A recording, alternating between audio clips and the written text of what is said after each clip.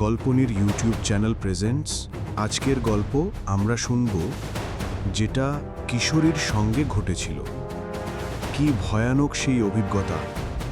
এক তান্ত্রিক প্রেত চালনা করে কিশোরীর ওপর। তারানাথ কি পারবে? চলুন তাহলে শুরু করি। নজর, কিশোরীর পেছনে প্রেত আত্মা।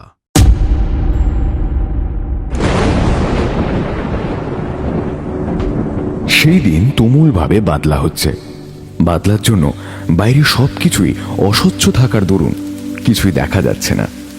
বলাই বাহুল্য, আমার বাড়িতে বসে আর একদণ্ড মন টিকছিল না। নাটেকারি কথা, সারা সপ্তাহ আপিস করে যদি ছুটির দিনগুলো বাড়িতে বসে একলা কাটাতে হয় তাহলে সত্যি মনটা খারাপ হয়ে যায়। এটাই সম্পূর্ণ স্বাভাবিক। স্ত্রী চলে গিয়েছে তার বাবার শরীর খারাপে বাপের বাড়ি। আমার ওপর সম্পূর্ণ দায় দায়িত্ব। একাই হাত পুড়িয়ে রান্না করতে হচ্ছে। বাদলার সন্ধ্যায় নিজেকে ভীষণ একলা মনে হচ্ছিল, কিন্তু অল্পক্ষণ পরেই আমার দরজায় টোকা পড়ল। আমি ভেবে পেলাম না যে এই দুর্যোগে কে আবার আমার বাড়ি এসেছে।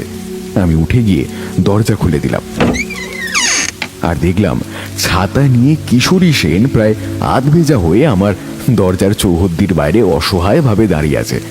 তবে অনেকটাই সে ভিজেছে সেটা তার পোশাক দেখেই বুঝতে পারলাম। আমি তাকে ভেতরে আসতে বলতেই সে ঢুকে পড়ল আর আমি দরজা বন্ধ করে দিলাম। আসলে বাইরে বৃষ্টির পাশাপাশি প্রবলভাবে চলছে দমকা বাতাস। কিশোরীর এলোমেলো চুলগুলো দেখে সেই ধারণা আমার আরো স্পষ্ট হলো। আমি অবাক হয়ে কিশোরীকে জিজ্ঞাসা করলাম, এই বৃষ্টি বাদলার দিনে তুমি এমন ভিজতে ভিজতে কি জন্য আমার বাড়িতে এলে শুনি? কিশোরী মাথাটা ভালোভাবে গামছা দিয়ে মুছছিল। আমার কথা শুনে সে মৃদু ভয় পেয়ে কাঁপা কাঁপা কণ্ঠে বলল, আরে তেমনটা নয়, আমার আসলে যাওয়ার কথা ছিল তারানাথের কাছে, কিন্তু বাড়ি থেকে বেরোবার উদ্যোগ করতেই দেখি তুমুলভাবে বাতাস বইছে। আর বলাই বাহুল্য, অর্ধেক পথ পাড়ি দেওয়ার পর নামলো আকাশ কালো করে বৃষ্টি। ফলেই আমি চলে এলাম তোমার বাড়ি। যেখানে দাঁড়িয়েছিলাম সেখান থেকে তোমার বাড়িটা খুব কাছেই, তাই এক প্রকার দৌড়ে এসেছি। তবু ভিজে গিয়েছি, দেখতেই পারছো। আসলে আমার সব কিছুই কেমন যেন লন্ডভন্ড হয়ে গিয়েছে, বুঝলে? যা হচ্ছে চারপাশে সেগুলো আমার আর সহ্য হচ্ছে না। মনে হচ্ছে সবকিছু ছেড়ে ছুড়ে পালাই কোনো নিরাপদ স্থানে, কিন্তু কোনখানে গেলে আমাকে কেউ যে নিরাপদ আশ্রয় দেবে সেইটি ভেবে পাচ্ছি না। তারপর 2-3 রাত্রি ক্রমাগত অনিদ্রা আমাকে কাবু করে রেখেছে। হাফিস টাফিস বন্ধ করে রেখেছি। পথে ঘাটে যদি কোনো দুর্ঘটনা হয় তাহলে আমার কি হবে? কিশোরী সম্পূর্ণ অপ্রাসঙ্গিক কথাবার্তা বলছিল। তার ওই কথা শুনে আমার আগের নিত্য চেনা কিশোরীকে মনে পড়ল। চেনা কিশোরী মোটেই এমনটা করে না। সে ফুর্তিবাজ ছেলে, সর্বদা হাসি খুশি। সেই ছেলের এমন দশা হলো কি করে? আমি প্রশ্ন করলাম, তাই বলে তুমি ঘোর বাদলার দিনে যাবে ঠাকুর মশাইয়ের বাড়ি? তোমার আক্কেলটা কেমন শুনিয়ে? পথে ঘাটে অন্ধকারে যদি কোনো গাড়ি চাপা টাপা দিয়ে দেয়? এমনিতে তো বিদ্যুতের তার ছিঁড়ে গিয়েছে। আরে সেইটা নয় হে, আসলে মাঝে আমি একদিন সেখানে গিয়েছিলাম, তবে সেটা গল্প শোনার জন্য নয়। এক ফাঁকে গিয়েই নিজের বিপদের কথা তাকে জানিয়ে চলে আসবো বলে। কিশোরীকে মাঝপথে থামিয়ে আমি অবাক হয়ে বললাম, তোমার বিপদ? এই তোমার শরীর টরীর খারাপ হয়নি তো? আরে না না, শরীর খারাপ হলে কি চাই আমি তারানাথের কাছে যাব? শরীর খারাপের বিষয়ে এইটা নয় হে বিভূতি। চরম সংকটে আমি পড়েছি, ওই থেকে আমাকে তারানাথই রক্ষা করতে পারবে। ওই জন্যেই আফিস ফেরতা একদিন বাস ধরে আমি গিয়ে উপস্থিত হয়েছিলাম তারানাথের বাড়ি। আমার সাথে ওই দিন ঠাকুর মশাইয়ের কথা হয়নি ভালো করে। আসলে ঠাকুর মশাইয়ের বাইরে বেরোবার তাড়া ছিল, আর আমি একটু দেরি করে গিয়েছিলাম বলেই উনি আমাকে বলে উঠলেন, চিন্তা নেই কিশোরী, তোমার বিপদ কিসের সেই সম্বন্ধে আমি বুঝতে পেরেছি। আশা করি তুমি মুক্ত হবে। আজকে আমি একটু কাজে যাচ্ছি, তুমি এক কাজ করো, আসছে শনিবার আমার সাথে দেখা করো। আমি কিছু একটা টোটকা দিয়ে দেব, ওইটা থেকে তুমি সাময়িক রক্ষা পাবে। ওই দিন চলে এলাম, আর ঠাকুর মশাই আমাকে একটা টোটকা করে দেবে বলেছিল। তারপর আজকে শনিবার, সন্ধ্যার দিকে ওনার কাছে গেলে আমার সুবিধাই হবে। উনি আমার কাজটা সহজে করে দেবেন। এই দেখো না, আমাকে একটা লাল কাগজে লিখে দিয়েছে কবে আসতে হবে আর কি কি নিয়ে আসতে হবে। অবাক হয়ে গেলাম। কিশোরীকে বললাম, তুমি তন্ত্রের কাজ করাবে তারানাথকে দিয়ে? এই এই তুমি যে ঘোর নাস্তিক ছিলে, দুম করে আস্তিক হলে কবে থেকে শুনি? আমার যে নিজের কানকে বিশ্বাস হচ্ছে না। একটা কাষ্ঠ হাসি হাসলো কিশোরী। তার হাসির বহর থেকে আমার কষ্ট হলো যেমন একদিকে, তেমনি আমার মনে হলো নিহাত দায় পড়েছে, নইলে এমনটা করার ছেলে অন্তত কিশোরী নয়। কিন্তু বাতলার যা জোরাজুরি, তাতে বাড়ি থেকে বাইরে পা দেওয়াই দুষ্কর। আমি কিশোরীকে বললাম, তা তুমি আমার বাড়িতে কেন এলে হে? সোজা মটলে নিয়ে চলে গেলে তো পারতে, তোমার তো সুবিধা হতো, নয় কি? কিশোরী যেন খানিকক্ষণ জানলার বাইরের অন্ধকার গলিটার দিকে তাকিয়ে রইল, তারপর বললে, কেমন যেন ভয় হলো হে। ওই পথে একা যাব, কিন্তু মাঝ পথে যদি কিছু হয়, পথে যদি কেউ আমার উপর আক্রমণ করে তাহলে কি হবে? মেসে আমি একা থাকতে পারি না। সর্বদা মনে হয় কেউ আমার দিকে ঠায় দৃষ্টি নিয়ে চেয়ে আছে। আমার প্রতি তার অগাধ দৃষ্টি। স্বপ্নে পর্যন্ত আমি তাকে দেখি, আর সে কিন্তু কুৎসিত রূপ বিভূতি, তুমি কল্পনা করতে পারবে না। আমার অন্ধকারে একা থাকলেই কেমন যেন গাটা ছমছম করে। এই বুঝি সে আমাকে মেরে ফেললে। এইটা তুমি কি বলছো কিশোরী? তোমার মুখে এই রাজের কথা শুনবো আমি কল্পনা অবধি করিনি। এসব তারানাথের মুখে শুনি ঠিক আছে, কিন্তু তুমি তুমি এই ধাজের কথা বলছো? আচ্ছা, তোমার সাথে এগুলো হলো কি করে? কিভাবে তুমি এসবে জড়িয়ে পড়লে? বেশ খানিকটা সময় নিয়ে কিশোরী মাটির দিকে মুখ করে তাকিয়ে রইল। পাশেই জ্বলছিল হ্যারিকেন, আর ওই হ্যারিকেনের শিখাটা সেই ঈষৎ উস্কে দিল। তারপর জোরে শুরু হলো বৃষ্টি। আজকে সারাদিনে বেশ কয়েক পশলা হয়ে গেছে বাদলা। কিশোরী এবার বলল, আসলে দোষটা আমারই বিভূতি। আমার একজন আফিস কালিকের কথা শুনেই তার মাসুল গুনছি। তখন আমার যাওয়ার জন্য মন সায় দিচ্ছিল না। দিন সাতেকের ছুটি নিয়েছিলাম আমি। আমার আফিস কালিক মিস্টার রথিকান্ত সান্যাল গ্রামের মানুষ, কর্মসূত্রে কলকাতায় থাকেন। ওনার সাথে আমার খুব ঘনিষ্ঠ সম্পর্ক। বলা বাহুল্য, আমার সাথে উনি একই ডিপার্টমেন্টে কাজ করতেন। ওনার গ্রামের বাড়িতে পূজা হয়, প্রায় 150 বছরের কালী পূজা। আমাকে একদিন উনি ডেকে বললে, চলুন না কিশোরী বাবু, আমার গ্রামের বাড়িতে ঘুরে আসবেন। বেশ, গ্রাম তো অনেকদিন যাননি। আমার গ্রামে গেলে আর ওইখান থেকে ফিরে আসতে ইচ্ছে করবে না। যেইখানেই আমার বেড়ে ওঠা, ওইখানে দিন সাথে কাটিয়ে এলে মন্দ লাগবে না। কি রাজি তো? গ্রাম তো আর দেখেননি, আমার সাথে চলুন। আপনার তো আর পিছু টান নেই, পড়ে থাকেন তো এই একটা মেসে। অফিসের রথিকান্ত বাবু আমার থেকে পদে উচ্চ পদস্থ। আমার আয় উন্নতি সব ওনার কথার উপর নির্ভরশীল। প্রথম দিকে আমি আপত্তি করেছিলাম, কিন্তু তারপর আমার কথা ঢোপে টিকলো না। ওনার সাথেই বেরিয়ে পড়লাম। ওনার গ্রামের পৈতৃক বাড়ি বেশ সচ্ছল, কিন্তু পূজা দেখার আগেই আমাকে ওইখান থেকে চলে আসতে হলো। এর পিছনে অবশ্য একটা কারণ ছিল। আমি আমার গ্রামের বাড়িতেও যেতাম, অনেক দিন মায়ের সাথে দেখা হয়নি। ওইখানে গেলে হয়তো ভগ্নপ্রায় বাড়িটা চোখে পড়তো, কিন্তু আমার অধিসন্ধি পূরণ হলো না ভাই। কেমন ভাবে যে রাত্রের অন্ধকারে লোক চক্ষুর আড়ালে গা ঢাকা দিয়ে আমি দৌড়ে এসেছিলাম প্ল্যাটফর্মে, আর কিভাবে যে ভোরের রেলগাড়ি করে চেপে চলে এসেছি কলকাতা, ওইটা না জানলে তোমার ধারণা হবে না। কিন্তু এখন যদি সবকিছু বলতে শুরু করি তাহলে অনেক দেরি হয়ে যাবে।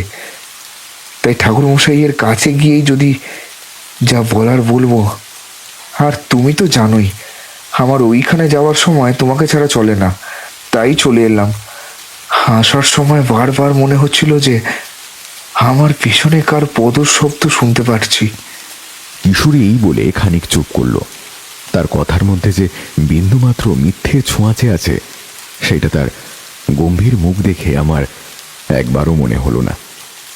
আমি আমার ধুতিটা বদলে নিলাম সেই সময়, আর বাইরে 8 ঘন্টা পর বৃষ্টির রেশটা খানিক ধরে এলো।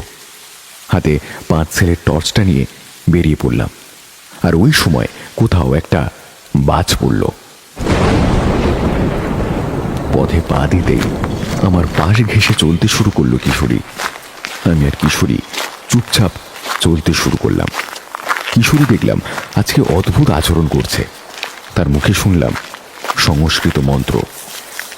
ওম করাল বোধনং ঘোরাং মুক্ত কোশিং চতুর্ভুজাত কালিকা বিদ্যাং দক্ষিণা মুন্ডমালা বিভূষিতম শ্রদ্ধ ছিন্ন শিরখণ্ড বমার্ধ করযুতম ভয়ং বরদ বৈষ্ণ দক্ষিণার্ধং পনিহং।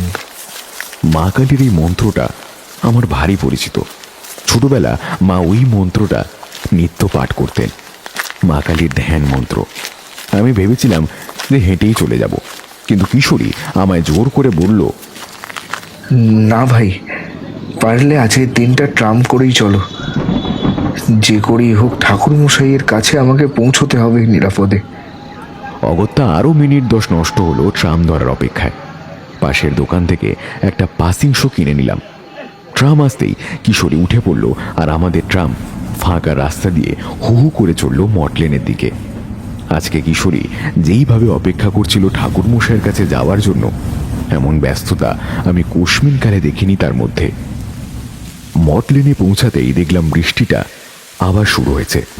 দ্রুত আমরা সরু গলিটা পেরিয়ে পৌঁছে গেলাম ঠাকুরমশাইয়ের বাড়ির দরজার দিকে। আর কিশোরী দ্রুত সিঁড়ির ধাপ ভেঙে ডেকে উঠল, ঠাকুরমশাই আছেন বাড়িতে?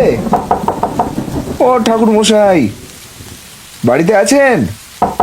দরজাটা খুলুন, দয়া করে দরজাটা খুলুন।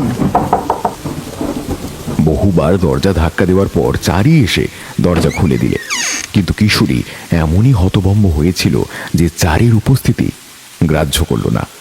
সোজা চলে গেল ভিতরে, আর সে ঠাকুরমশাইকে ডাকতে শুরু করলো, ঠাকুরমশাই, ঠাকুরমশাই, আপনি কি আছেন? আমরা এসেছি।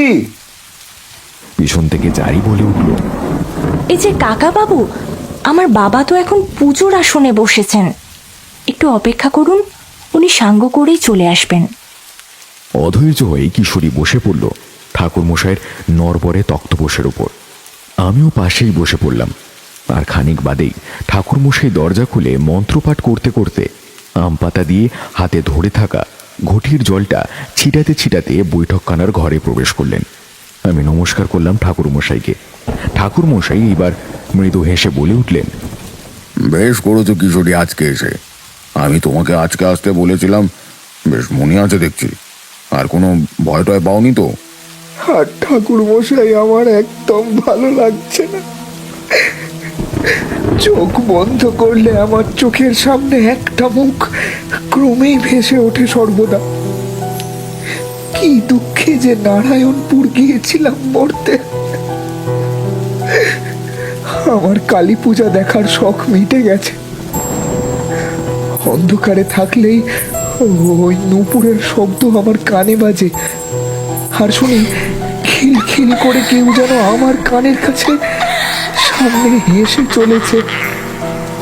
আমাকে দয়া করে এর থেকে পরিত্রাণ দিন। আপনার কাছে ওই দিন আসার পর শুধু এখন নূপুরের শব্দটা কম শুনতে পাচ্ছি ঠিকই, কিন্তু সর্বদা একটা ভয় আমাকে আড়ষ্ট করে রেখেছে। কি কি করি বলুন তো? একটানা কথাগুলো বলে কিশোরী কেমন যেন হাঁপাতে লাগলো। তারানাথ ওই ঘটিটা কুলুঙ্গিতে রাখার পর শুধু একবার গম্ভীরভাবে বলে উঠল, সব কিছুতে অবিশ্বাস থাকা ভালো নয়। নিজের ভুলের মাসুল নিজেই গুনছো। তোমাকে যখন সকলে নিষেধ করলো, তখন তুমি কেন গেলে ওইখানে? গ্রামেগঞ্জে গিয়েছো একা, তারপর ভর সন্ধে তুমি বাহাদুরি দেখাতে গেলে। এবার বুঝতে পারছো কেমন লাগে? ঠাকুরমশাইয়ের কথা শুনে কিশোরীর মুখ আরো ম্লান হয়ে গেল। সে করুণভাবে ঠাকুরমশাইয়ের দিকেই চেয়ে রইল, আর ঠাকুরমশাই হাঁক দিল বৈঠকখানার ঘরেই চারির উদ্দেশ্যে, মা চারি, আয় তো একটু জল খাবার নিয়ে আয়, চাটা পরে আনিস। আমি পকেট থেকে এইমাত্র কেনা পাসিং শোটা বাড়িয়ে দিলাম, আর তার থেকেই একটা ধরিয়ে তারানাথ শুকটান দিয়ে তারপর ধোঁয়া ছেড়ে বলে উঠলেন,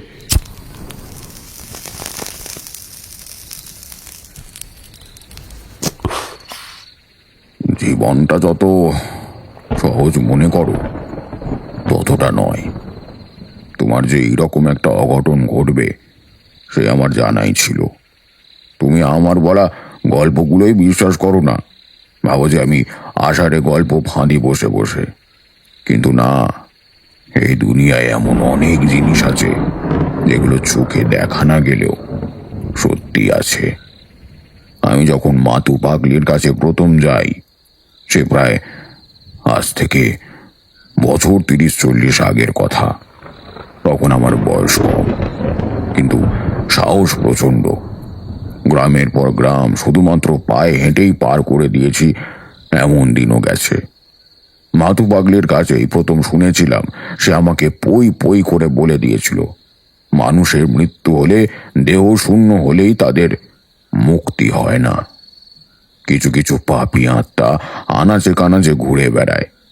তাদের যদি বৈদিক মতে আচার বিধি মেনে যদি না মুক্তি প্রদান করা হয়, তাহলে তারা শূন্যে ঘুরে বেড়ায়, আর সন্ধ্যার পর নেমে আসে আর মানুষ খোঁজে কার পিছনে লাগা যায়। আসলে আত্মাগুলো একবার যদি কাউকে ধাওয়া করে, তাহলে সহজে তাদের তাড়ানো যায় না। আমার মনে হয় তোমার পিছনে কোনো আত্মা লেগেছে। আমি নিজেই কতবার দেখেছি ওইসব প্রেত লোকের আত্মাদের। নিশ্চয়ই তুমি ওদের খপ্পরে পড়েছ। যা বলবে সত্যি করে বলবে আমাকে। আত্মার খপ্পরে পড়েছে শুনে কিশোরীর মুখ শুকিয়ে গেল। তার নত মুখ দেখেই বুঝলাম যে ভিতরে ভিতরে শিউরে উঠেছে সে। আর একটা কথা, তারানাথ কিন্তু বাড়ির একটা নির্দিষ্ট দিকে তাকিয়ে কথাগুলো বলছিল। ওনার দৃষ্টি অনুসরণ করে আমিও তাকালাম। কেউ নেই তো। জানলার বাইরে নিকষ কালো অন্ধকার, বাইরে কিছুতেই চোখ চলে না। আমার কিশোরীকে দেখে খুব খারাপ লাগছিল, তাই ঠাকুরমশাইয়ের দিকে চেয়ে বলে উঠলাম, ঠাকুরমশাই, আর কোনো উপায় নেই? আপনি তো কত রকম কিছু জানেন, দেখুন না যদি বন্ধুর একটা সাহায্য করা যায়। উপায় নেই এই কথা কে বললো বিভূতি? আছে, কিন্তু আমাকে আগে কিশোরীর মুখে সবটা শুনতে হবে, তারপর আমি গণনা করে দেখব কি করা যায়। আমাদের তন্ত্রতে অনেক বিধান প্রতিবিধান আছে, ওইগুলো থেকে তখন কিছু একটা করে কিশোরীর প্রাণ রক্ষা করা যাবে। কিশোরী এইবার মুখ তুলে ঘাড় ঘুরিয়ে ঠাকুরমশাইকে বলে উঠল, আমার কি তবে প্রাণ সংশয়ের সম্ভাবনা আছে ঠাকুরমশাই? সত্যি করে বলুন তো, ওই প্রেত কি আমাকে মেরে ফেলবে? আরে বাবা, তোমার এত চিন্তিত হওয়ার কারণ নেই। তুমি নিশ্চিন্তভাবে বসে থাকো না। ওই যে চারি চলে এলো, রাখ মা রাখ, ওইখানে রাখ। বিভূতি, কিশোরী, খাও। দেখলাম চারি দুটো কাঁসার থালায় এনেছে, হাতে করা দুটো করে রুটি আর আলু ভাজা। আমি নিজেরটা খেতে শুরু করলাম, কিন্তু কিশোরীর হাত কাঁপছে। কিশোরী মুখ ব্যাদান করে বলে উঠল, ঠাকুরমশাই, আমার এই খাবার গলা দিয়ে নামবে না। আপনি শুধু আমার গল্পটা শুনুন। ঠাকুরমশাই তাকে আশ্বাস দিয়ে সম্পূর্ণ খাবারটা খাইয়ে তারপর খাওয়া দাওয়ার পাট যখন সাঙ্গ হলো, তখন বলতে বলল। কিশোরী বলতে শুরু করলো, আমি আগেই বলেছি যে আমি আমার অফিস কলিগ রথিকান্ত সান্যালের সাথে গিয়েছিলাম নারায়ণপুর গ্রামে। কলকাতা থেকে প্রায় ঘন্টা 4 পথ ট্রেনে করে যেতে যেতেই আমার একটা আলাদাই আনন্দ হচ্ছিল যে যাক, আমি অনেক দিন পর গ্রাম বাংলার পূজা দেখব, মাতৃমূর্তি দর্শন করব, তারপর নিজের বহুদিনের পৈতৃক ভিটে যে দেখব, সেটারই আনন্দ ছিল। আমার গ্রাম নারায়ণপুর থেকে আর ওই 2-3টে গ্রাম পরেই। আমাদের গ্রামের নাম দেউলি।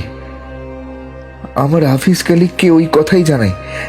তিনি আমাকে বললেন যে তিনি নিজের গরুর গাড়ি করে আমাকে আমার পৈতৃক ভিটে দেউলি গ্রামে পৌঁছে দেবেন। পূজার মাত্র 1-2 বাকি, তাই তিনি ভেবেছিলেন দশকর্মা কলকাতা থেকেই করে নিয়ে যাবেন, কারণ গ্রামের দিকে অনেক জিনিস পাওয়া দুষ্কর, আর পাওয়া গেলেও কলকাতার চাইতে দাম অনেক বেশি। তাই ঠাকুরমশাই দুজনে যখন স্টেশন চত্বরে মিলিত হই, তখন ওনার হাতে বাড়তি একটা ব্যাগ দেখে সত্যি অবাক হয়ে গিয়েছিলাম। আর শুধিয়ে জিজ্ঞাসা করে জেনেছিলাম ওইগুলো পূজার সামগ্রী। তবে ট্রেনে একটা অদ্ভুত কাণ্ড ঘটল ঠাকুরমশাই। বর্ধমান অবধি দিব্যি আমরা যাচ্ছিলাম, কিন্তু বর্ধমান থেকে ট্রেন যখন ছাড়লো আর খুব অল্প দূরেই একটা অখ্যাত স্টেশন চত্বরে পৌঁছালো, তখন ওইখান থেকে একটা সাধু উঠল কামরায়। আমি মাঝে মধ্যে ট্রেনে করে যাই, কিন্তু এইরকম সাধু খুব একটা চোখে পড়ে না। এইবার এক বিচিত্র ধরনের সাধু দেখে চমকে উঠলাম।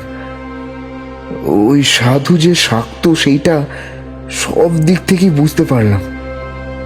উনি আমাদের সামনে ফাঁকা আসনে বসেই নিজের মনে খানিক জপ করতে লাগলেন, আর ওইদিকে ট্রেনটা চলতে শুরু করলো বর্ধমান ছাড়িয়ে। আমি বাইরের দিকে তাকিয়েছিলাম, তবে আর চোখে দেখলাম ওই সাধু আমার দিকে কেমনভাবে যেন তাকিয়ে আছে। চাউনিটা খারাপ না, কেমন যেন কৌতূহল মিশে আছে। বেশ খানিকটা সময় কেটে গেল। তারপর উনি আমাকে বলে উঠলেন, আপনার যাওয়া হচ্ছে কোথায়?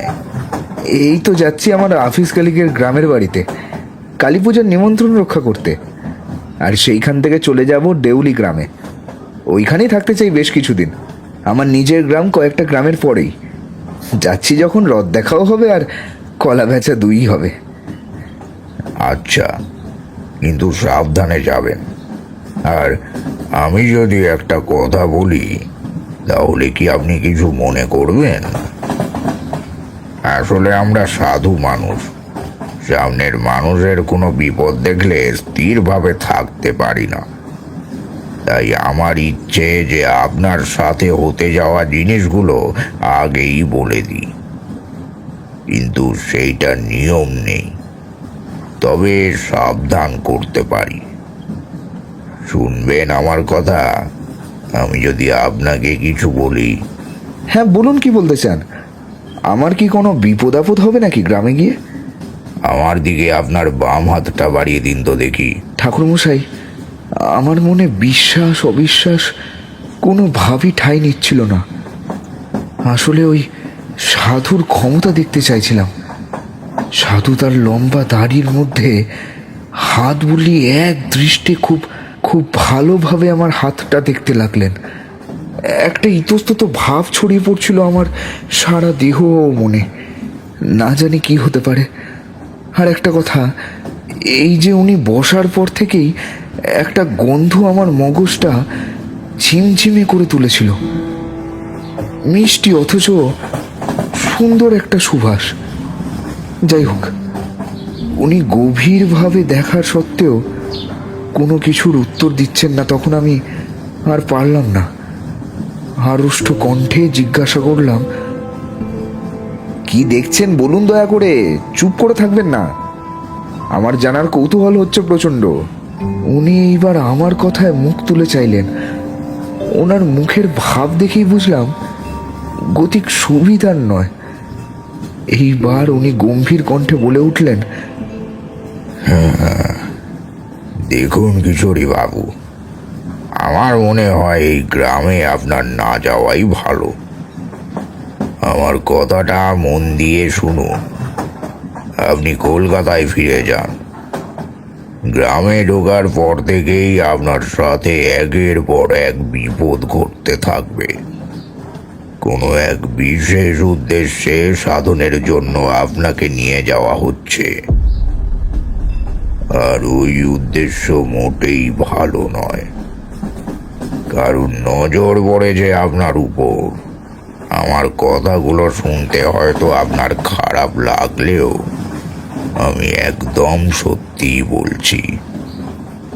মানুষের মনের ভিতর কি কি থাকে সেইগুলো যদি আপনি জানতেন, তাহলে এমনভাবে কিছুতেই বিপদ বয়ে আসতো না আপনার জীবনে। আমার কেমন যেন সন্দেহ হলো ঠাকুরমশাই। তাই আমি ওনাকে জিজ্ঞাসা করলাম, এই কথাগুলো আপনি আমাকে দেখেই বলে দিলেন? আপনি আমার নাম ধাম কিভাবে জানলেন? আর আমি যে এই গ্রামে গিয়েই বিপদে পড়তে পারি, সেটাই বা আপনাকে কে বলল? বলার দরকার নেই কিশোরী বাবু, আমার সাধনা আমাকে এইগুলো বুঝতে সাহায্য করে। আমি আপনাকে দেখে যেটুকু বুঝলাম সেটুকুই বললাম। আপনার নিজের যদি মনে হয় যে আপনি আমার কথা না শুনে ওইখানে যাবেন, তার জন্য আপনাকে আমি বাধা দেব না। আমার স্টেশন খুব কাছেই চলে এসেছে, আমি নেমে যাব, আর আমার দেখা পাবেন না। কিন্তু আপনাকে একটা জিনিস দেব, ওই জিনিসটা দয়া করে অবিশ্বাস করে ফেলে দেবেন না। আর আপনার কাছে যে এই জিনিসটা আছে সেইটা যেন কাকপক্ষীতেও টের না পায়, তাহলে সর্বনাশ। এই বলে ঠাকুরমশাই উনি আমার হাতে নিজের ঝোলা থেকে একটা রুদ্রাক্ষ বের করে দিলেন। একটা সাদা সুতোর মধ্যে একটা পঞ্চমুখী রুদ্রাক্ষ বাঁধা। ওইটা আমার হাতে পরিয়ে দিয়ে বারতিনে কি সব সংস্কৃত মন্ত্রপাঠ করলেন। তারপর ট্রেন যখন একটা নির্দিষ্ট প্ল্যাটফর্মে এসে থামলো, তখন তিনি নেমে যাওয়ার জন্য উঠলেন আর আমার দিকে একবার ফিরে মৃদু হাসলেন। তারপর নিজে থেকেই বলে উঠলেন, ঈশ্বরী বাবু, আপনি কি শ্রী সদানন্দ ব্রহ্মচারীর নাম শুনেছেন? মনে রাখবেন, আমি তারই মন্ত্র শিষ্য। ভালো থাকবেন। এইবার দেখলাম তারানাথের দুই চোখ উজ্জ্বল হয়ে উঠল। হ্যারিকেনের আলোটা একেবারে তার মুখের একপাশে এসে পড়েছিল। সেই আলোতেই তারানাথের মুখের প্রত্যেকটি অভিব্যক্তি স্পষ্ট দেখতে পেলাম। কিশোরী এইবার আমার মনের প্রশ্নটা করেই ফেলল তারানাথকে। সে বলল, আচ্ছা ঠাকুরমশাই, আপনি কি জানেন ওই নামের সাধকটি কে আসলে? তারানাথ এইবার দুই হাত যুক্ত করে কপালে নমস্কারের ভঙ্গিতে ঠেকিয়ে বলে উঠল, উনি মহাসাধক। উনি এতই বড় সাধক যে আমার কোনো যোগ্যতা নেই ওনার নাম মুখে আনি। আমার সাধনার জীবনে আমি শুধু একবারই তার সান্নিধ্য পেয়েছিলাম। উনি তন্ত্রের এমন কোনো জিনিস নেই যেটা তিনি জানতেন না। উনি ছিলেন স্বয়ং সিদ্ধ, আর ওনার আরাধ্যা ছিলেন মা ভদ্রকালী। কত মানুষকে যে উনি ওনার শক্তির গুণে উদ্ধার করেছেন সেটা তোমাদের না বললেই নয়। যাই হোক, তোমাকে যে ওই রুদ্রাক্ষ সাধকটি দিল, সেটা কি তোমার আপিস কলিগ জানতে পেরেছিলেন? বা তোমাদের এতক্ষণের কথোপকথন সেটা শুনেছিলেন কিছু? না ঠাকুরমশাই, ওইটাও জানতে পারেনি। উনি গম্ভীর তন্দ্রাচ্ছন্ন হয়ে পড়েছিলেন ওই সাধুটি যখন আমাদের কামরায় উঠল। সাধুটি যখন নিজের স্টেশনে নেমে গেল, তখন আমার ওই আফিস কালিক চোখ খুললেন। আমার সাথে তার নানান কথা হলো, কিন্তু কোনো কথাই তার জানা ছিল না ওই সাধু সম্বন্ধে। যাই হোক, আমি আর আমার আফিস কালিক নামলাম আমাদের গন্তব্য স্টেশনে। আমাদের জন্য এসেছিল একটা বড় ছই দেওয়া গরুর গাড়ি। ওই গাড়িতে অনেকগুলো মানুষ একসাথে বসে হাত পা ছড়িয়ে যেতে পারে। আমাকে উনি বললেন, এই দেখুন কিশোরী বাবু, এই হচ্ছে আমার গ্রাম। আমার গ্রামের বাড়ি স্টেশন থেকে খানিকটা দূরে আছে। ওই যে দেখুন শিবু দাঁড়িয়ে, সে গরুর গাড়ি চালিয়ে আমাদের নিয়ে যাবে। তারপর দেখতে পারবেন গ্রামের প্রকৃতি কেমন হয়। এমনিতে মেসেই থাকেন, আমার সাথে চলুন, দেখতে পারবেন গ্রামের দিকে কালী পুজো কিরকম হয়। প্রায় 150 কি তারও অধিক বছর পুরাতন পুজো।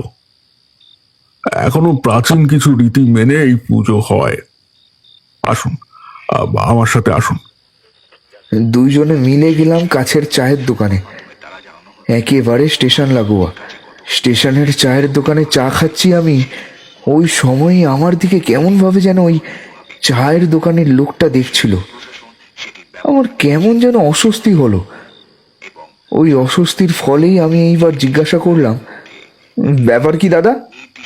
আমাকে ওইভাবে কি দেখছেন? কলকাতা থেকে আগত লোক কি দেখেননি এই গণ্ডগ্রামে? কিছু বলার থাকলে ঝেড়ে কাশুন। এইবার ঠাকুরমশাই দেখলাম সাদামাটা গোছের ওই চায়ের দোকানে আশপাশ বেশ ভালোভাবে দেখে নিল। আমাকে সেই সাথেই বলে উঠল, দেখুন তো রথিবাবু আশেপাশে আছেন কিনা, তাহলে একটা কথা বলতে চাই। আমি চেয়ে দেখে নিলাম উনি আছে নাকি আশেপাশে।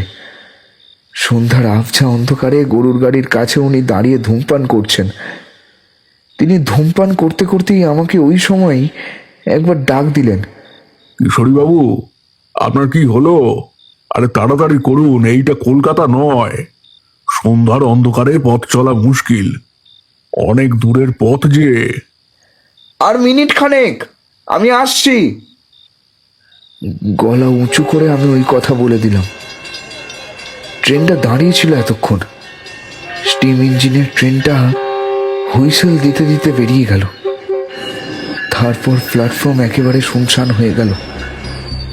আবছা অন্ধকারে ইতি উতি কিছু মানুষ শুয়ে আছে গায়ে কম্বল মুড়ি দিয়ে। দোকানে একটা কুপি জ্বালালো আর আমার দিকে তাকিয়ে গলা অত্যন্ত খাদে নামিয়ে বলে উঠল, দাদা, আপনি কি ওই রতিকান্ত বাবুর সাথে কলকাতা থেকে এসছেন? হ্যাঁ, কেন বলুন তো? খুব ভুল করেছেন দাদা। আপনার ওই রথিকান্ত বাবুর আসল নাম রথিকান্ত নয়। গ্রামের লোকটাকে তারাপদ বলে সম্বোধন করেন। আর সব থেকে বড় কথা এই যে ওনার বাড়ির কালী পুজো কিন্তু খুবই ভয়ঙ্কর। আমি যখন দেখলাম যে আপনাকে নিয়ে এসেছে, তখন আমি বুঝতে পারলাম ওনার আসল অভিসন্ধিটা। গ্রামের মানুষেরা ওনাকে কেউই ঘাটাতে চায় না। খুব ভুল করেছেন দাদা, আপনি খুব ভুল করেছেন। মাসুল গুনতে হবে এবার আপনাকে। ওনার বাড়িতে কেউ গেলে আর কেউ কখনো ফিরে আসে না। গ্রামের মানুষের দিকে তার নজর নেই। প্রতি মাসে একটা করে লোক নিয়ে আসে, আর ওই লোকগুলোকে খুঁজেই পাওয়া যায় না আর কোনোদিনও। অনেকেই এসেছে কিন্তু আর কেউ ফিরে যায়নি। চলে আসুন কিশোরীবাবু, বেশি সময় নেই। সম্পূর্ণটা শুনতে পেলাম না, কেননা তার আগেই আমাকে উনি ডেকে নিলেন।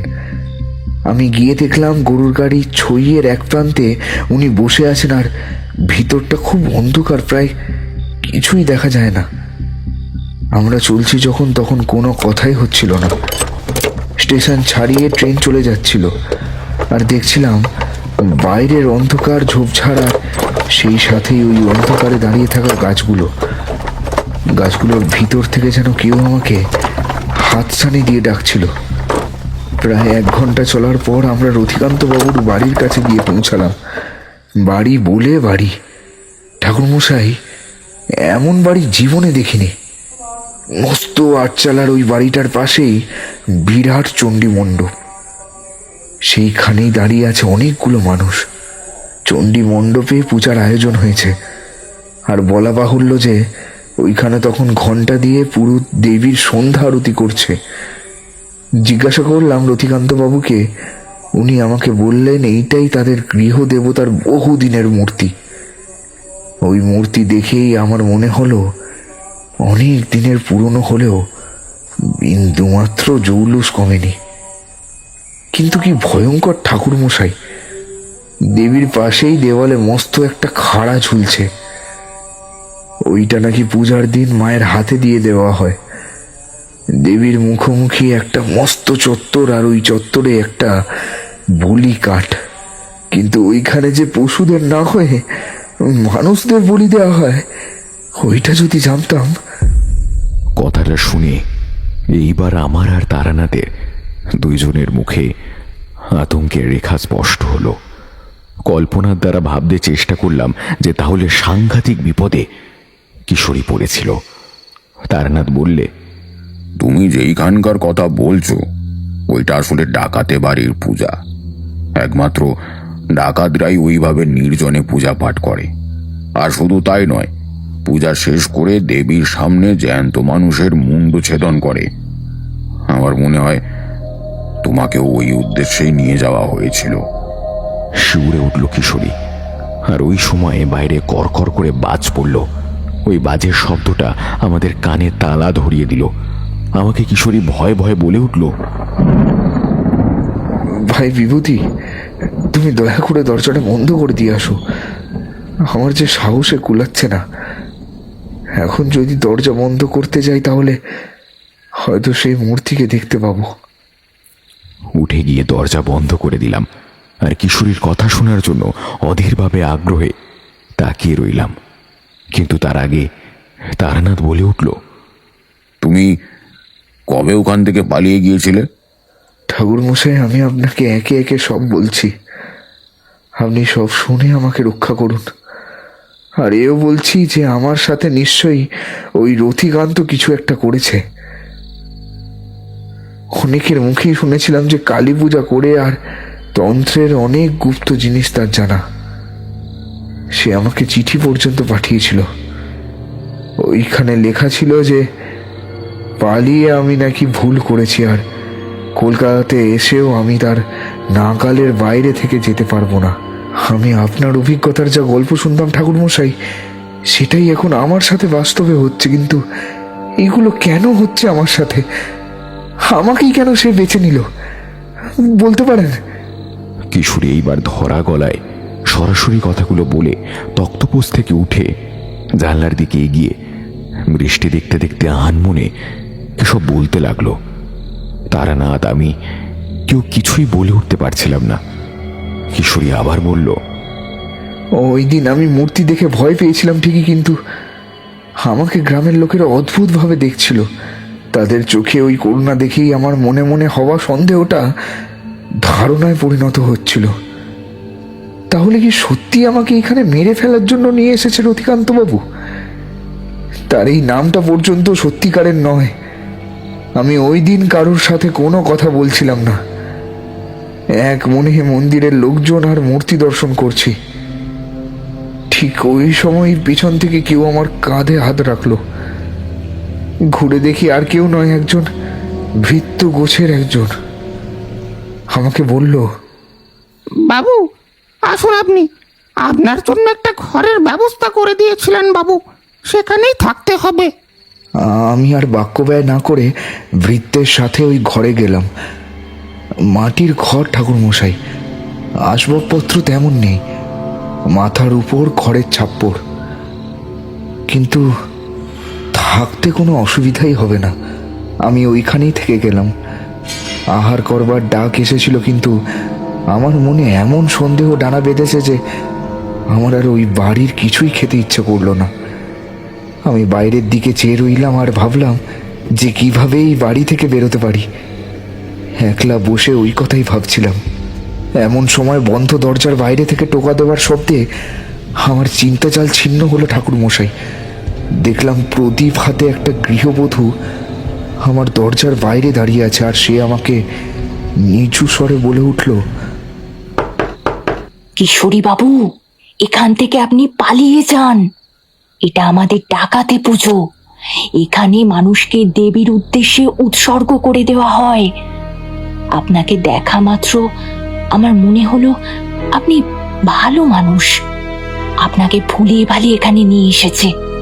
যত শীঘ্রই সম্ভব এই তল্লাট ছেড়ে চলে যান। আমার বুক কেঁপে উঠল ঠাকুরমশাই। দুরু দুরু বক্ষে আমি ওই স্ত্রীলোককে জিজ্ঞাসা করলাম, এইখান থেকে পালিয়ে যাব কি করে শুনি? চারিদিকে যে পাহাড়দার আছে, আমাকে যদি ধরে ফেলে তাহলে? সে নিয়ে কিছু ভাববেন না। আমি নিশুতি রাত্রে একবার দরজায় টোকা দেব। আপনি কিন্তু ঘুমিয়ে পড়বেন না। যদি আজকে ঘুমিয়ে পড়েন তাহলে কিন্তু কালকে আপনার আর এখান থেকে পালিয়ে যাওয়ার সুযোগ থাকবে না, আর আপনার এই ঘরে ঘুমোতেও পারবেন না। যদি একটা কথা আমি বলি, শুনবেন সেই কথা? এই বলে ওই স্ত্রীলোক আমার ঘরের ভিতর ঢুকে নিজের শাড়ির আঁচলে বেঁধে রাখা চাবির গোছা দিয়ে আমার বিছানা লাগোয়া একটা দরজা খুলে দিল। ওইটা খোলা মাত্রই একটা ভ্যাপসা গন্ধ আমার নাকে ধাক্কা মারলো। তখনও আমি বুঝিনি যে আমি কি দেখতে চলেছি, কিন্তু হ্যারিকেনের আলো নিয়ে ওই ঘরে এক ঝলক উঁকি মারার পর বুকের কাছে হৃৎপিণ্ডটা কেমন যেন টিকবাজি খেয়ে উঠল। কি দেখলে কিশোরী তুমি ওই ঘরে? তারানাথ এবার উদ্বেগপূর্ণ স্বরে প্রশ্নটা করে উঠল। কিশোরী বলে উঠল, ঠাকুর মশাই, যা দেখলাম সেইটা দেখার জন্য আদৌ প্রস্তুত ছিলাম না। দেখলাম সারি সারি নরকঙ্কাল ইতস্তত ছড়িয়ে পড়ে আছে, আর রক্তে ভেসে যাচ্ছে ওই জায়গাটা। বিশ্রী গন্ধতে দম আটকে আসে। এই অবস্থায় আমার ওইখানে দাঁড়িয়ে থাকা এক মুহূর্ত সম্ভব হচ্ছিল না। আমি আমার বিছানায় বসে পড়লাম। জীবনে যে এমন একটা অভিজ্ঞতা হবে কল্পনাও করিনি। ওই স্ত্রীলোক আমাকে আবার বললেন, কিশোরী বাবু, এখানকার একটা পথ আছে, সামনের দিক থেকে গেলে হয়তো আপনি ধরা পড়ে যাবেন, কিন্তু আপনি যদি পিছনের পথ দিয়ে যান তাহলে আপনার সুবিধা হবে। আমি প্রতিদিন রাত্রের দিকে অদূরে একটা মন্দিরে যাই। ভোররাত্রি থেকে আমাকে জোগাড় যন্ত্র করে রাখতে হয়। ওই সুযোগেই আমি আপনাকে নিয়ে যাব। আমার দেখানো পথ দিয়ে আপনি আসবেন, তারপর ওখান থেকে চলে যাবেন। কেউ আপনার টিকিটই পাবে না। আমি তখনকার মতো ঘাড় নাড়ালাম ঠাকুর মশাই, আর তারপর আমি প্রতীক্ষার প্রহর গুনতে লাগলাম। কি স্তব্ধ পরিবেশ! গাছপালার খসখসে শব্দটা আমার মনে প্রাণে ভয় ধরাচ্ছে। হ্যারিকেনের আলোটা তখনও জ্বলছে। আমি শুয়ে পড়লাম, কিন্তু চোখে ঘুম এলো না। কেউ যদি জানে যে তার থাকার ঘরের বিপরীত দিকেই মৃত মানুষের স্তূপ আছে, সে কি তাহলে আর দুই চোখের পাতা এক করতে পারে? হাত ঘড়িটার দিকে একবার চাইলাম, সবে মাত্র 9টা বাজে। খোলা জানলা দিয়ে ঝিরঝির করে বাতাস আসছিল। আমার দুই চোখ যে কখন লেগে গেল কিছুতেই টের পেলাম না, কিন্তু ওই ঘুমের ঘরেই একটা অদ্ভুত স্বপ্ন দেখলাম। কি স্বপ্ন দেখলে? তারানাথ প্রশ্ন করল।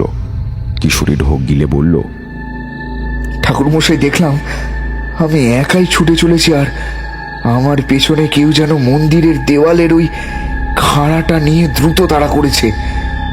আমি আপ্রাণ চেষ্টা করছি যে তার হাত থেকে নিষ্কৃতি পাওয়ার, কিন্তু আমি ইচ্ছে থাকলেও তার নাগালের বাইরে যেতে পারছি না। শুধু তাই নয়, আমি এই একই স্বপ্ন ওই গ্রাম থেকে ফিরে এসেও প্রতিদিন রাতেই দেখি, আর মাঝে মধ্যেই আমার ঘুমের দফা রফা হয়ে যায়। আরো দেখি এই মৃত মানুষগুলো আমার বিছানার পাশেই দাঁড়িয়ে আছে। তাদের ওই হাড় হিম করা চাহনি দেখলে পেলে চমকে ওঠে।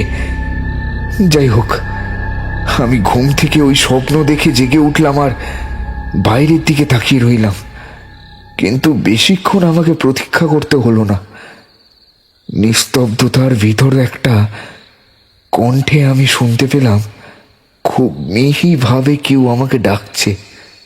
কিশোরী বাবু, কিশোরী বাবু, আপনি কি জেগে আছেন? শুধু ডাক নয়, সেই সাথেই আমি শুনলাম 3বার টোকা দেওয়ার শব্দ। দরজার পাশেই একটা জানলা আছে, ওই জানলাটা সবার আগে খুলে ওই স্ত্রীলোককে দেখতে পেলাম। তিনি হাতে একটা কাপড় নিয়ে আমার জন্য দাঁড়িয়ে আছে। দরজা খুলে দিতেই তিনি পা টিপে টিপে আমার ঘরে প্রবেশ করলেন আর আমাকে বললেন, এটা আপনি নিজের গায়ে চড়িয়ে নিন। আমি সব জায়গা দেখেছি, কেউ জেগে নেই। শুধুমাত্র এটাই সময় বাইরে বেরোবার। রথিকান্ত বাবু একটু সজাগ হলেই কিন্তু সব ভণ্ডুল হয়ে যাবে। চুপ করেই আমার সাথে সাথে আসুন। স্ত্রীলোকের দেওয়া ওই চাদরটা গায়ে জড়িয়ে নিয়ে আমি ওইখান থেকে বেরিয়ে পড়লাম। পিছনের দিকে একটা দরজা ছিল, ওই দরজাটা খুলতেই দেখলাম একটা মস্ত বাগান। রাতের আকাশে আধখানা চাঁদ উঠেছে। সামান্য আলো ছিল, ওই আলোতেই আমি গেলাম বাইরে। তারপর ওইখান থেকে সকলের চোখ এড়িয়ে আমি দেখলাম যে দূরে একটা মস্ত নদী আছে। ওই নদীর ধারে একটা খেয়া বাঁধা আছে। ওইখানেই দেখলাম একটা মাঝি হাল ধরে টান টান হয়ে দাঁড়িয়ে। আমি প্রথম দিকে অবাক হয়ে গিয়েছিলাম যে স্টেশনের পথ তো ওই সামনের দিক থেকে, তাহলে এই নদীর দিক থেকে কিভাবে আমরা স্টেশনে যাব? আমি মনে মনে ভাবতে ভাবতে ওই নদীর ধারে গিয়ে পৌঁছে নৌকায় উঠে গেলাম। আমাকে কিছুই বলতে হলো না। ওই মাঝি যে আগে থেকেই সবকিছু জানতো, আমাকে নিজে থেকেই বলে উঠল, বাবু, স্টেশনে পৌঁছে দিচ্ছি। ওইখানে আজকে রাত্রিটা কোনো রকমে কাইটে নিয়ে কারোর সাথে কোনো কথা না বলে এই গ্রাম ছেড়ে সবার আগে বেরিয়ে যান, নইলে ওই প্রাণটি আর থাকবে না। আর দয়া করে এই পরাণ মাঝির নামটা মুখ ফসকেও বলে দিবিন না যেন। জানেন তো, আমি এইখানে এই করি খাই, আর বউ আর সন্তান নিয়ে থাকি। আজকে মা জননী না থাকলে যে কি হতো আপনার, সেটা কল্পনা করতে পারছেন না আপনি। আচ্ছা, তুমি ওই ডাকাত বাড়িকে ভয় পাও কেন? কি আছে ওইখানে? কালী পুজোতে তোমরা সামিল হও না? ওই বাড়িতে পা দেবো এমন বুকের বাটা নেই বাবু আমার। ওই বাড়ির ছায়া স্পর্শ অব্দি আমরা কেউ করি না। ওইখানে রতিকান্ত সান্যাল নামে যাকে আপনি চেনেন, তিনি হচ্ছে এই গ্রামের হর্তাকর্তা। তার নির্দেশে এই গ্রাম উজাড় হতে পারে। আমরা ওই বাড়িতে কেউ যাই না। ওইখানে যে একবার যায়, অনেকটা ভাগ্য না থাকলে ফিরে আসে না। আপনার ওপর ইষ্ট কৃপা করেছে কিন্তু, আর এদিকে পা দেবেন না। এই দিকে আমাদের নৌকা প্রায় 1 ঘন্টা ধরে নদীর স্রোতের সাথে তাল মিলিয়ে যেইখানে নামিয়ে দিল, ওইখানে শুধু থাকার মধ্যে কিছু গাছপালা আর একটা ছোট পথ চলে গেছে। আমাকে বলে দিল ওই মাঝি যে, বাবু, খুব সাবধানে ওই বন পথ পার করবেন, নইলে এইখানে রাত্রিরের অন্ধকারে অনেক হিংস্র জন্তু থাকে। এইবার আমি চলি বাবু, চললাম।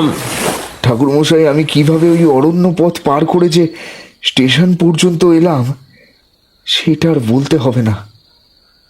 আপনি অনেক পথঘাট ঘুরেছেন, আশা করি আন্দাজ করে নিতে পারবেন। শেষ ট্রেনটা চলে গিয়েছিল, কিন্তু তাই রাত্রেবেলা বেঞ্চের উপর শুয়ে কাটিয়েছি প্রতিটা ক্ষণ। আর প্রত্যেকবার আমার চোখের সামনে ভেসে উঠেছে সেই মুখটা। আমার এখন যেটা মনে পড়ছে, কপালে তিলক কেটে একটা লোক লাল বসন পরে আমার দিকেই তেড়ে আসছে। ফলে এই রাত্রের অন্ধকারে মাঝে মধ্যে শিউরে উঠেছি।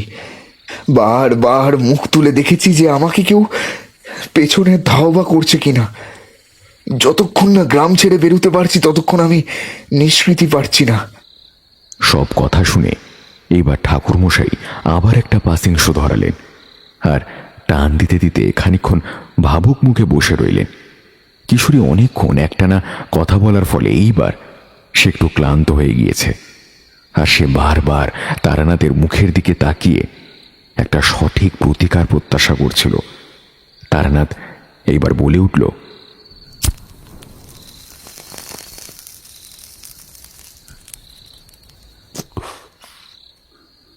তুমি ওইখান থেকে ফিরে আসার পর কিছু বুঝতে পারলে? বুঝতে পেরেছি, আর সংবাদ পেলাম আমার কাছে 3 দিন পর একটা চিঠি এসেছিল।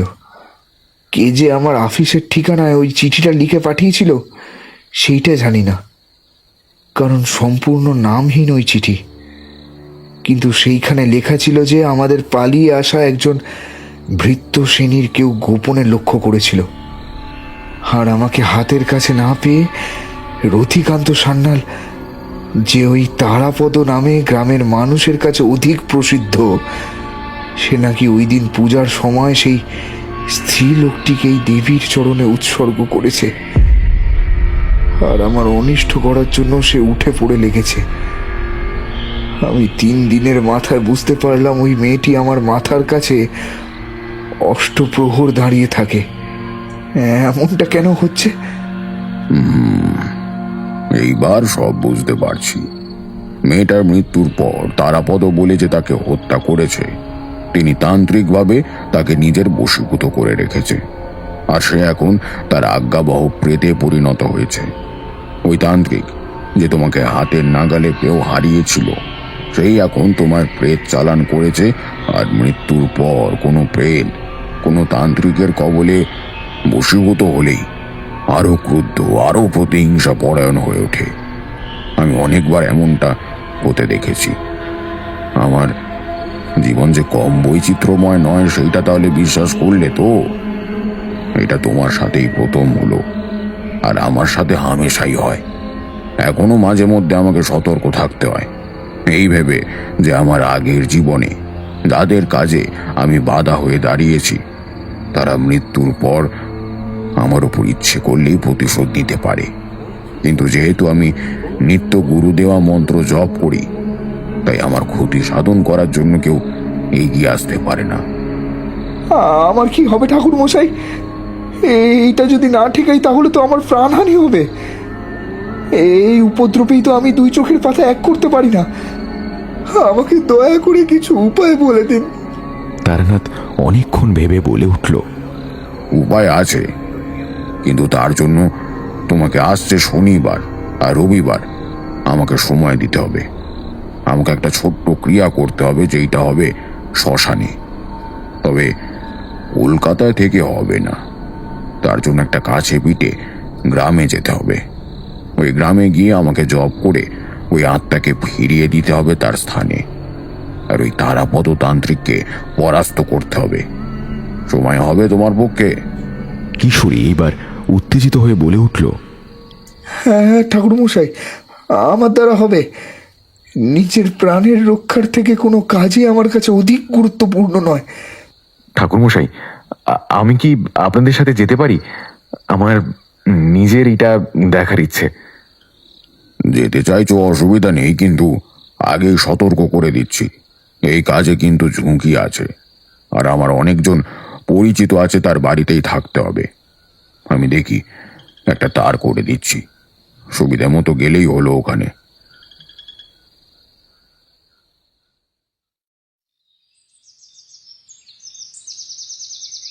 সেই দিনের মতো আমি আর কিশোরী তারানাথের কাছ থেকে আশ্বস্ত হয়ে বাড়ির পথে রওনা দিলাম।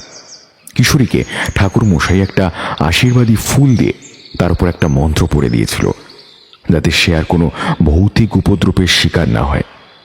এরপর গোটা 2 দিন কোনো খোঁজ নেই কারোর। কিন্তু শুক্রবার আমি আপিস ফিরতে গেলাম ঠাকুর মশাইয়ের বাড়ি। গিয়ে দেখি যে কিশোরী অনেক আগে থেকেই এসে বসে আছে, আর ঠাকুর মশাই বিছানার ওপর একটা জন্মকুণ্ডলী নিয়ে এক মনে বিচার করছেন। খোলা দরজা দিয়ে আমি ঢুকে জিজ্ঞাসা করলাম, ব্যাপার কি কিশোরী, তুমি কখন এলে? আর ঠাকুরমশাই কি করছেন আপনি ওটা? কিশোরী কিছু বলার আগেই তারানাথ ওই জন্মকুণ্ডলীর থেকে চোখ না সরেই বলে উঠল, দেখছি বিভূতি, দেখছি এইটা কিশোরীর জন্মকুণ্ডলী। এইটা দেখে ভালোভাবে বিচার করে তবে আমি ওই পদ্ধতিতে সাধনা করব, নইলে এতে বিপরীত হতে পারে। সাধনার জন্য আবার জন্মছক বিচার করতে হয় নাকি? কই, এমনটা তো শুনিনি আগে। আরে তুমি তন্ত্রের কিছু কি জানো যে শুনবে? তন্ত্রে একটার পর একটা সাধনা আছে যেইগুলো দিয়ে মানুষের উপকার করা যায়, কিন্তু আবার কিছু সাধনা আছে যেগুলো পার্শ্ব প্রতিক্রিয়া আছে। তোমার সমস্যা মিটে যাবে ঠিকই, কিন্তু সেই সাথেই জন্ম নেবে নতুন কিছু, প্রাণ পর্যন্ত চলে যেতে দেখেছি। যাক, সেই সব কথা ছেড়ে দাও। তুমি ছুটি মঞ্জুর করিয়েছো বিভূতি? তাও কতদিনের মতো সময় লাগবে কিছু জানেন ঠাকুরমশাই? তেমন ভাবে কিছু বলতে পারছি না, কিন্তু ওই কৃষ্ণপক্ষের শেষ রাত্রের দিকে কাজ শুরু হবে।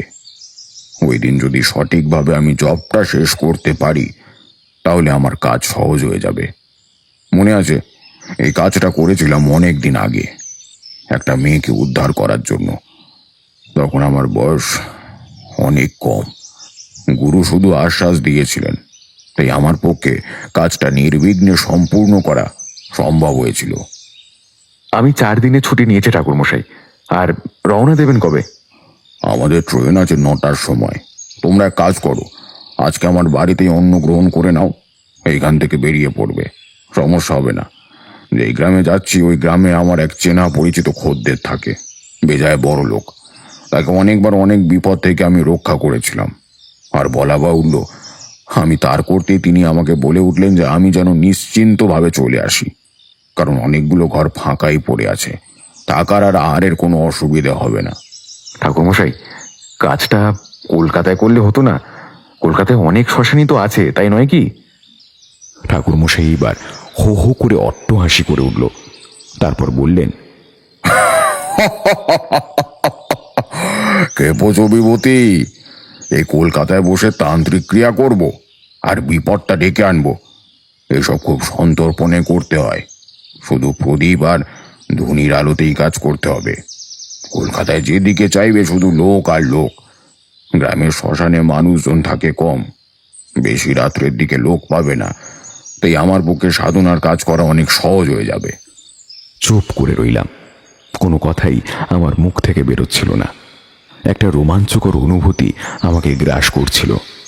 শ্মশানে গেছি মাঝে মধ্যে, কিন্তু সেইগুলো হয় বেশিরভাগ লোকে লোকারণ্য, আর সেইখানে মেলা আলো থাকে। কিন্তু তারানাথ নিজের গল্পে যেই রকম শ্মশানের বর্ণনা করেন, কই সেই রকম তো দেখিনি।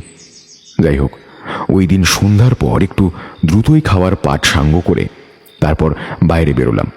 আর বলা বাহুল্য, এই যে পথঘাট ফাঁকা হওয়ার দরুন আমরা হাওড়া পৌঁছে গেলাম, আর ওখানে গিয়ে 6 নম্বর নির্দিষ্ট টাইমে ট্রেন পেয়ে গেলাম। ট্রেনে ওঠার সময় ঠাকুর মশাই একবার বিড়বিড় করে ইষ্ট স্মরণ করে নিয়ে আমাদের বললেন, যাওয়ার আগে আমার মতো ইষ্ট নাম করে নাও। যেই কাজে হাত দিচ্ছি সেই কাজে কিন্তু কম বিপদ নেই। যাত্রা যাতে শুভ হয় সেই দিকটা খেয়াল রাখা দরকার আছে বই কি। যাত্রাপথে আর কোনো বিলম্ব হয়নি। তারানাথ ওই গ্রামের প্রধান যিনি আছে তার বাড়িতে সকাল সকালে গাড়ি পৌঁছাবার পর নিয়ে গেলেন আমাদের। যেই বাড়িতে আমরা গিয়েছিলাম সেখানকার গৃহস্বামী একজন প্রবীণ, কিন্তু ঠাকুর মশাই থেকে বয়সে ছোট হওয়ার দরুন ঠাকুর মশাই চরণ স্পর্শ করে বললেন, এই যে ঠাকুর মশাই, কত দিন হলো আমাদের বাড়িতে এলেন, তারপর কি মনে করে?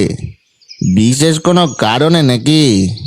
তোমার এই মন্দিরটা আছে তো এখনো, তোমার ওইখানে আমার একটা ক্রিয়া করতে হবে। সেইটা হবে অমাবস্যা রাতের শেষ প্রহরে। কাছেই যে শ্মশান আছে ওইখানে আমার এই বন্ধুটির জন্য কাজ করতে হবে। আশা করি তোমার কাছে সব কিছু ব্যবস্থা হয়ে যাবে। ওই ভদ্রলোক চশমার ফাঁক থেকে একবার কিশোরীকে দেখলেন, আর একবার আমার দিকে তাকালেন। যাই হোক, তিনি আশ্বাস দিলেন যে ব্যবস্থার কোনো ত্রুটি হবে না। তারানাথ কিন্তু এইখানে আসার পর থেকে বেরিয়ে গেলেন গ্রাম পরিদর্শনে। ওনার ভ্রমণ অর্থাৎ উনি সাধনার উপকরণ সংগ্রহ করতে যাচ্ছেন। কিন্তু এই দিনই একটা কাণ্ড ঘটে গেল, যেটা দেখে আমার নিজের চোখকেই বিশ্বাস হচ্ছিল না।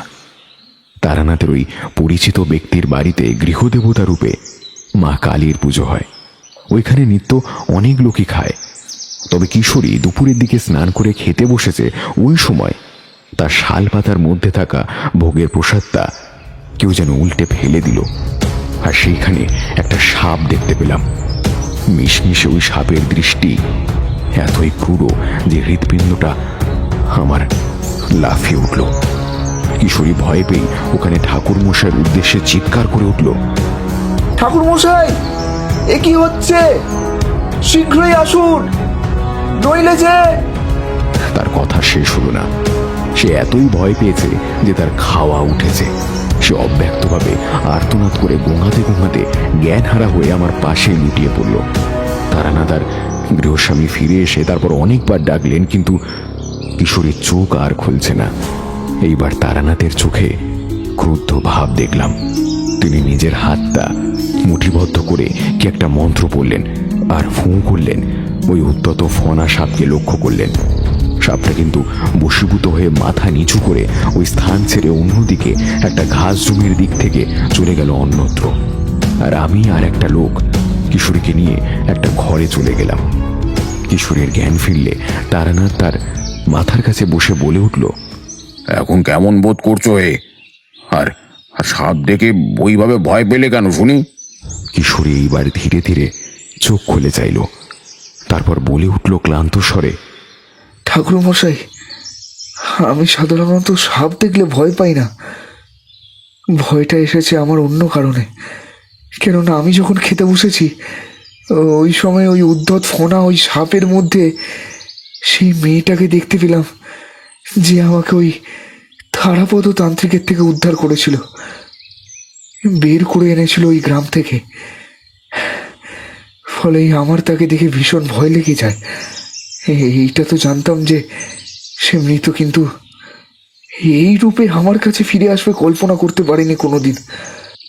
তুমি কিছু ভেবো না, এই সমস্যা তোমার আজকে রাত্রেই ঠিক করে দেব আমি। আসলে আজকে অমাবস্যা তিথি, ফলে এই কারণেই তোমার অনেক বাধা বিপত্তি আসছে। ওই তারাপদ তান্ত্রিক যে আছে, সে আগেই তোমাকে মৃত্যু দুয়ার অব্দি পৌঁছে দেওয়ার জন্য নানান কৌশল অবলম্বন করেছে, কিন্তু ব্যর্থ হচ্ছে। হ্যাঁ ঠাকুর মশাই, আমি এইটা কিছুতেই বুঝতে পারছি না যে আমার কাছে অনেক বাধা আসছে কেন। ওই সাপটা আমাকে ইচ্ছা করলেই দংশন করে নিতে পারতো, তাহলে সে আমাকে কিছু করলো না কেন? ঠাকুর মশাই এইবার কিশোরীর বুক পকেট থেকে একটা ছোট খামের মতো কি একটা বের করলো, আর ওইটার মধ্যে থাকা সুতোয় বাঁধা রুদ্রাক্ষটা দেখালো। তারপর মৃদু হেসে বললেন, এই জিনিস অনেক ভাগ্য করে পেয়েছো হে। এই জিনিস অতি সহজে কেউ পায় না। এটা জাগ্রত রুদ্রাক্ষ। রুদ্রাক্ষ কিভাবে উৎপত্তি হলো এটা জানো? আমরা কেউই কোনো উত্তর দিলাম না, কেননা আমাদের জানার ইচ্ছে ছিল ব্যাপারটা। ঠাকুরমশাই খুব সংক্ষেপে উত্তর দিলেন আর বললেন, আমাদের শাস্ত্র ঘাটলে জানা যায় যে শিবের চোখের অশ্রু থেকে ওই রুদ্রাক্ষ। আসল রুদ্রাক্ষ যদি তুমি সাথে ধারণ করো আর নিয়ম নিষ্ঠা নিয়ে পূজা করো শিবের, তাহলে সেটাই তোমাকে নানান বিপদ থেকে ঢাল রূপে রক্ষা করবে। এই যে রুদ্রাক্ষ তোমাকে ওই জনৈক সাধক দিলেন, সেটার মানে তিনি শাক্ত কিন্তু শৈব সম্প্রদায়। এই জিনিস তোমাকে বিপদ থেকে আগলে রেখেছে।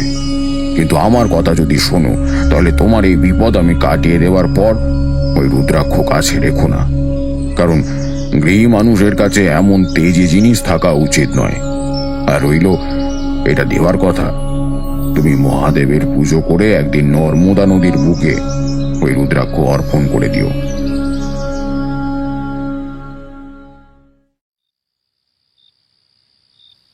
ওই দিন রাত্রে ঠাকুরমশাই একেবারে প্রস্তুত হয়ে সামনের মন্দিরে প্রথমে নিজের পদ্ধতিতে দরজা বন্ধ করে বেশ খানিকক্ষণ পূজা করে নিলেন। এমনিতেই ওই মন্দিরে প্রতিষ্ঠিত দেবী কালীর নিত্য সেবা তন্ত্রোক্ত মতেই করতে হয়, তাই ঠাকুরমশাই সব কিছু নিয়েই একেবারে আসনে বসেছিলেন। সন্ধ্যার দিক থেকে কিশোরীকে লক্ষ্য করেছিলাম, সে কেমন যেন কথায় কথায় ঝিমিয়ে পড়ছিল। সেই হাসি খুশি মুখটা নেই বলাই বাহুল্য, অথচ এই কিশোরী যে কিনা প্রাণের তাগিদে ঠাকুরমশাইয়ের কাছে পড়ে আছে, সেই নাকি একসময় মটলেনে বসে ঠাকুরমশাইয়ের বলা প্রত্যেকটি গল্পগুলো থেকে খুঁত বের করত। ঠাকুরমশাই আমাকে কিশোরীকে নিয়ে যাওয়ার দায়িত্ব দিয়েছিলেন। বলেছিলেন সন্ধ্যার অন্ধকারে ঠিক বাড়ির গাছের ডালে যখন একটা কাক গুনে গুনে 3 বার ডাকবে, ওই সময়ে যেন আমি তাকে নিয়ে যাই মন্দিরে। মন্দিরের কাজ সম্পূর্ণ হলে আমি ফিরে যাব, উনি কিশোরীকে শ্মশানে নিয়ে যাবে।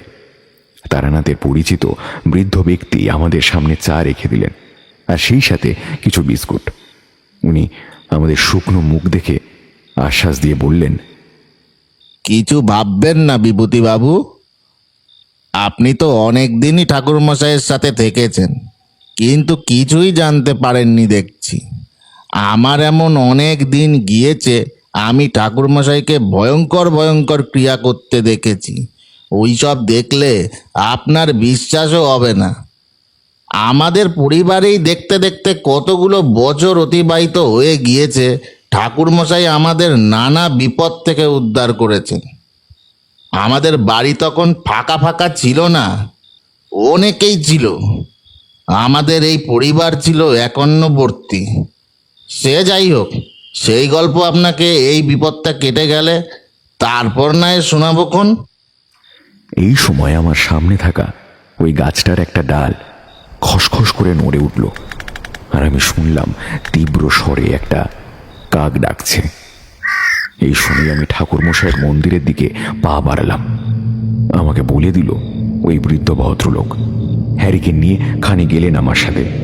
দূরে যখন মন্দিরটা দেখা যাচ্ছে, তখন তিনি আর আমার পিছনে এলেন না। কিশোরীকে নিয়ে গিয়ে দেখি যে ঠাকুরমশাই সবেমাত্র কিছু কাজ শেষ করেছে, আর কিশোরী ঢোকা মাত্র লাল রক্তচন্দনের তিলকের খানিকটা টেনে দিল। তারপর আমরা 3 জনে মিলে শ্মশানের দিকে রওনা দিলাম। ঠাকুরমশাই শুধু মন্ত্র পড়তে পড়তে হেঁটে চলেছেন। পাড়াগ্রামের নিশুতি পরিবেশে আমার নিজের মনে হতে লাগলো যে কেউ হয়তো আমার পিছু ধাওয়া করেছে। গা ঘাড় ঘোরাতে যাব ঠাকুর মশাই আমাকে নিষেধ করে দিয়ে বললেন, একদম ওই ভুল করবে না। সন্ধ্যার দিকে ঘাড় ঘুরিয়ে পিছনে দেখাটা মোটেই ঠিক নয়। বাতাস খারাপ, তারপর তুমি শ্মশানের দিকে যাচ্ছ। এটা কিন্তু কলকাতা শ্মশান নয়, ফলেই বলে দিচ্ছি, আমার নিষেধ না শুনলে তোমার কিন্তু খুব অনিষ্ট হবে।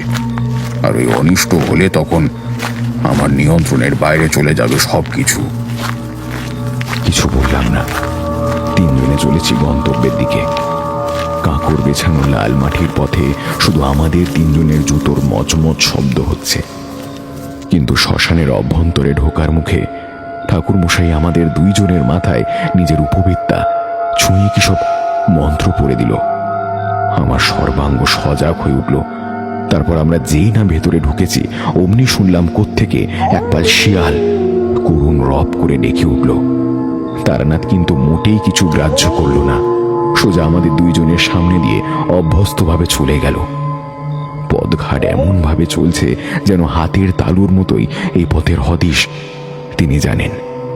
পৌঁছে গিয়ে দেখলাম একটা শ্বেত শিমুল বৃক্ষ গাছের নিচে একটা আসন পাতা, সেই সাথেই কতগুলো উপকরণ।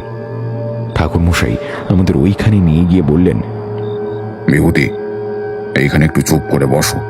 আর হ্যাঁ, কোনো মতে এই স্থান থেকে উঠে যাবে না, কারণ এই দুর্গম শ্মশানে তুমি কিন্তু ইচ্ছে করলেও বাইরে বেরোতে পারবে না।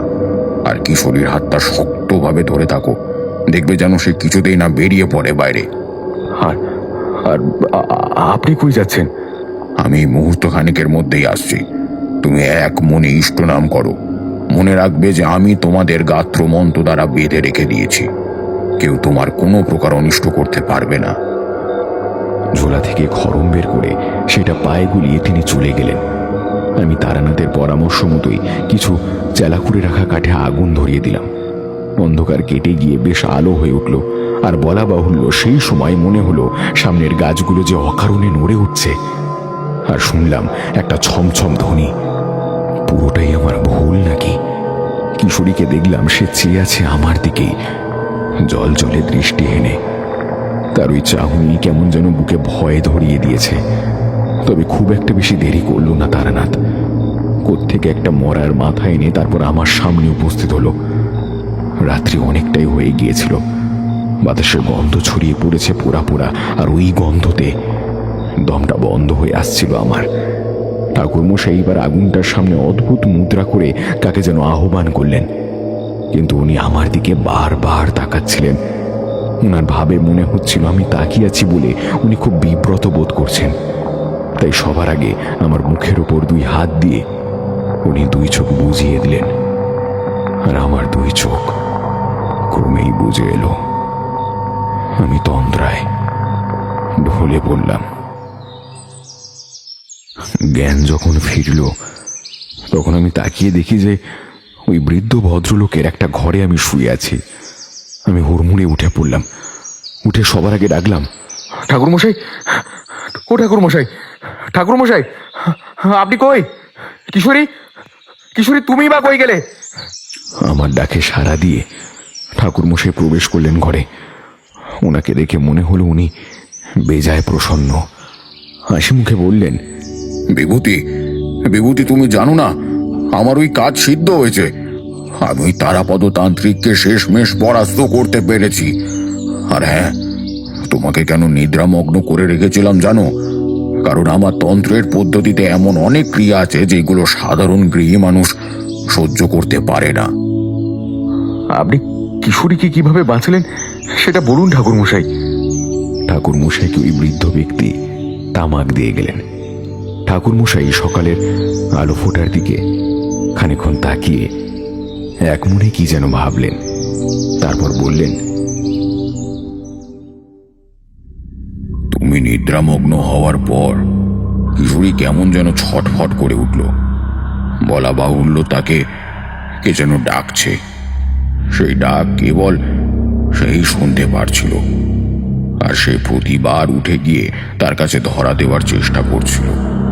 কিন্তু আমার রচিত গণ্ডির বাইরে সে কিছুতেই পা দিতে পারছিল না।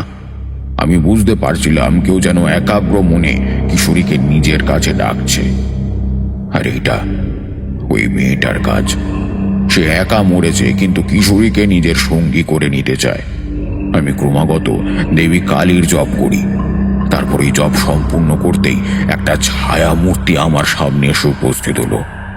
আমাকে নানানভাবে সে হত্যা করতে চেয়েছিল, কিন্তু আমি শক্তির গুণে তাকে একেবারে ম্রিয়মান করে ফেলেছিলাম। তবে সে আমার কাছে এই প্রতিশ্রুতি নিয়েছিল যে আমি যদি তার আত্মার শান্তির ব্যবস্থা করে দিই, তাহলে সে আর কিছুতে কিচ্ছু করবে না। সে আমাকে নিজের কঙ্কালের একটা হার এনে দিল। সারা রাত ব্যাপী শ্মশানে বসে আমি আত্মার শান্তির ক্রিয়া করতেই সে কিশোরীর থেকে ছেড়ে চলে গেল। আর হ্যাঁ, কিশোরীকে রুদ্রাক্ষ অনেকভাবেই সাহায্য করেছিল। ওইটার গুণেই কিশোরী এই যাত্রায় বেঁচে গেল। তারানাথের কথাগুলো আমি মুগ্ধ হয়ে শুনে যাচ্ছিলাম।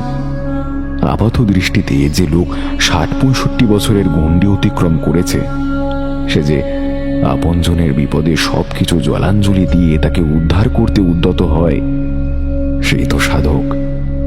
দেখলাম কিশোরী এসে ঘরে প্রবেশ করেছে। সে আবার আগের মতো হাসি খুশি। আমরা ওই গ্রামে আরো কিছুদিন কাটিয়েছিলাম। তারপর ওই গ্রাম থেকে কলকাতার দিকে রওনা দিই।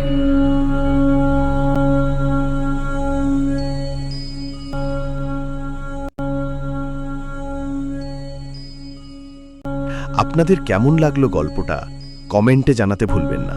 আর যদি ভালো লেগে থাকে তাহলে গল্পনির ইউটিউবে সাবস্ক্রাইব, লাইক করবেন, সঙ্গে বন্ধুদের সাথে শেয়ার করতে ভুলবেন না যেন।